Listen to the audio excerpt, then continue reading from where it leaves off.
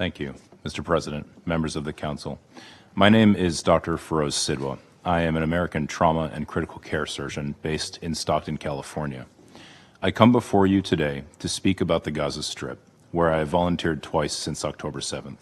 First at European Hospital from March 25th to April 8th of last year, and most recently at Nasser Medical Complex from March 6th to April 1st of 2025.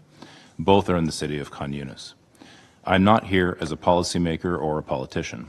I'm a physician bearing witness to the deliberate destruction of a healthcare system, the targeting of my own colleagues, and the erasure of a people. The Constitution of the World Health Organization states that the health of all peoples is fundamental to the attainment of peace and security and is dependent on the fullest cooperation of individuals and states. I've taken this to heart, and it is the reason I volunteer in conflict zones from Haiti to Ukraine to Gaza. In Gaza, I operated in hospitals without sterility, electricity, or anesthetics.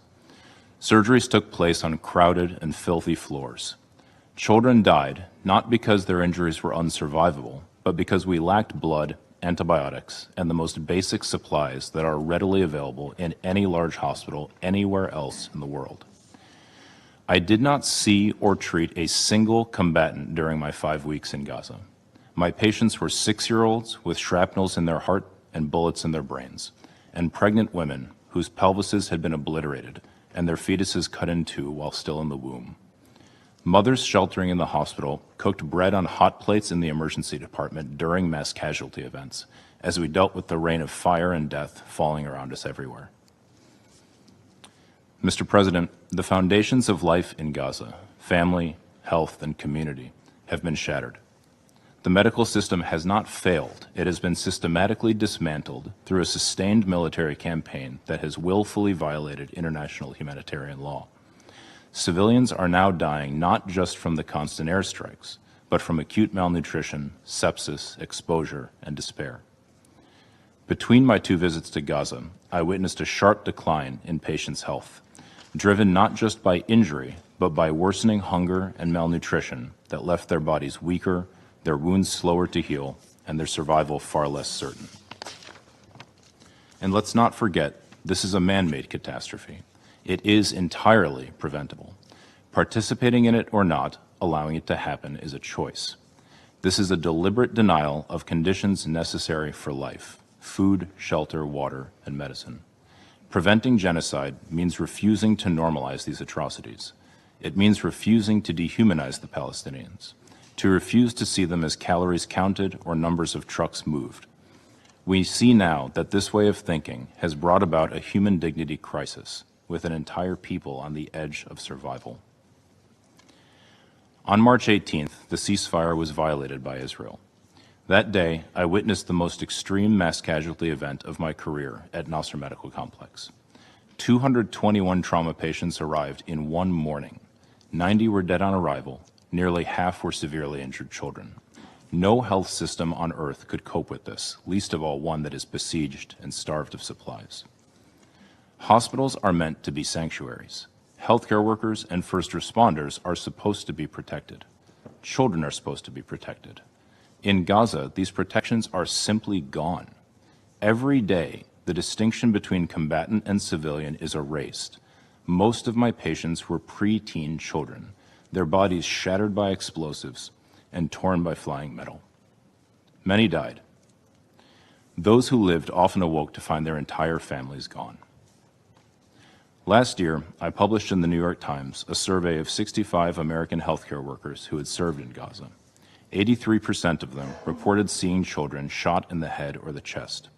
I personally treated 13 such cases in my 2 weeks at European Hospital.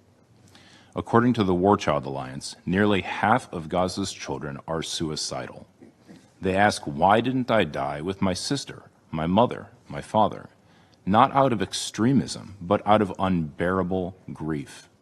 I wonder if any member of this council has ever met a 5-year-old child who no longer wants to live, let alone imagined a society in which so many young children feel this way. And what astonishes me is not that some children in Gaza have lost the will to live, but that any still cling to hope.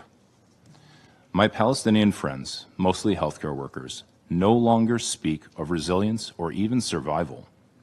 Parents memorize their children's clothing in case they must identify their remains later. They pray for one piece of bread to give them before they sleep so that their children might die less hungry if they are killed at night.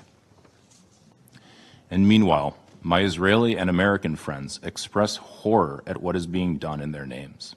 Many of us cannot understand how our governments continue to arm this senseless destruction, but you in this chamber have the power to stop it. Mr. President, I am here because I have witnessed what is happening in Gaza with my own eyes, especially to children, and I cannot pretend not to have seen it. You too cannot claim ignorance. I urge the Council, and especially my own government, to act with urgency on these enforceable measures. 1. Demand an immediate and permanent ceasefire, including a halt to all arms transfers to all parties to the conflict, alongside targeted and lawful sanctions on Israel. 2.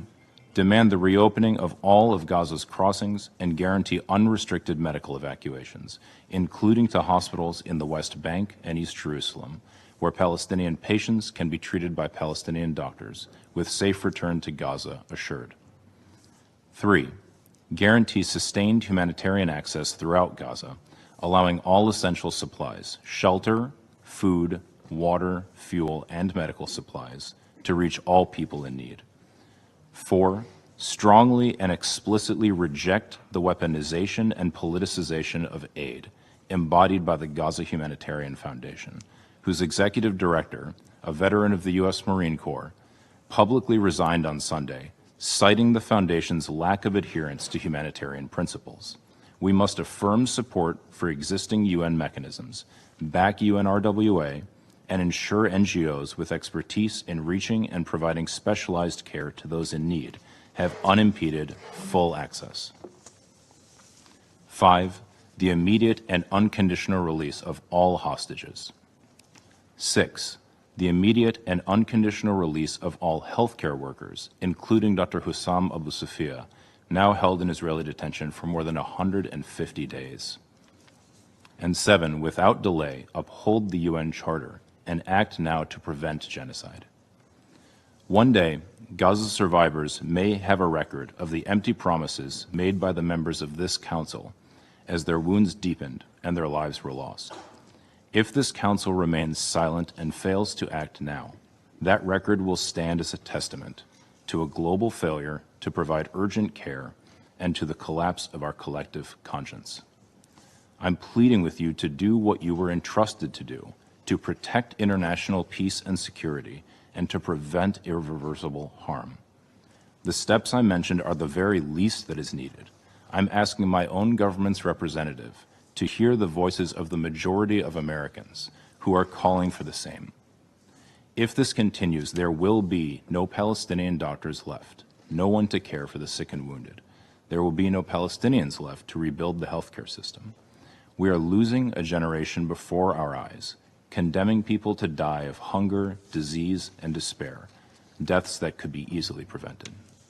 Thank you.